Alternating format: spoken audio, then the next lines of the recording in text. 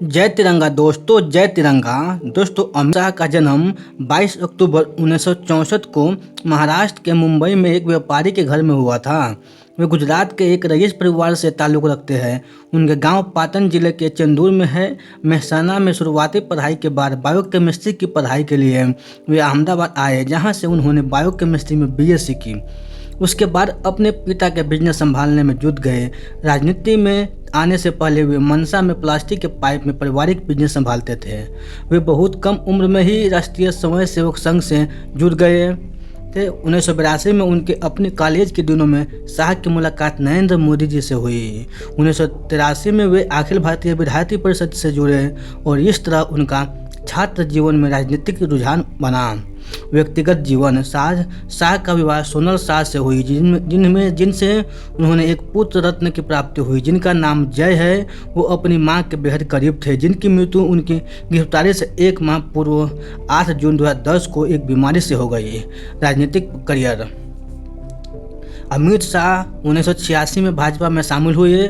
1987 में उन्होंने भारतीय जनता युवा मोर्चा का सदस्य बनाया गया।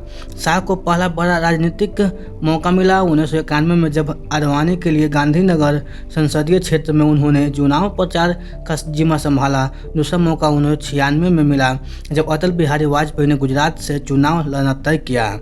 इस चुनाव में भी उन्होंने चुनाव प्रचार का जिम्मा संभाला। पेशे से स्टॉक ब्रोकर अमित शाह ने 1997 में गुजरात की सरखेज विधानसभा सीट से उपचुनाव जीतकर अपने राजनीतिक करियर की शुरुआत की। 1999 में वे Ahmedabad district cooperative bank ADCB के प्रेसिडेंट चुने गए। 2009 में वे गुजरात क्रिकेट एसोसिएशन के उपाध्यक्ष बने। 2014 में नरेंद्र मोदी के अध्यक्ष पद छोड़ने के बाद वे गुजरात क्रिकेट एसोसिएशन के अध्यक्ष बने। 2003 से 2010 तक उन्होंने गुजरात सरकार की कैबिनेट में गृह मंत्रालय का जिम्मा संभाला। 2008 में अहमदाबाद में हुए बम ब्लास्टिंग में मामले में 21 दिनों के भीतर सुलझाने में उन्होंने महत्वपूर्ण भूमिका निभाई। इस बम ब्लास्ट में 56 लोगों की मृत्यु हो गई थी और 200 से ज़्यादा लोग जख्मी हुए थे। उन्होंने राज्यों में और अधिक बम ब्लास्ट करने की इंडियन मुजाहिदीन के नेटवर्क के मंसूबों को भी नस्तनाबूद किया। अमित शाह के नेतृत्व में 2005 में गुजरात पुलिस ने आपराधिक छवि वाले सोहराबुद्दीन शेख का इनकाउंटर किया था। इस केस में कुछ महीने पहले आईपीएस अफसर अभय चंद्राशा के गिरफ्तार किया था, जिनके बयान के बाद सीबीआई ने बताया कि राज्य सरकार जिसे एक मुठभेड़ बता रही है, वो सोहराबुद्दीन शेख की हत्या उसी राज्य पुलिस द्वारा की गई है। बाद में इसका केस की जांच सीबीआई के सौंपी गई।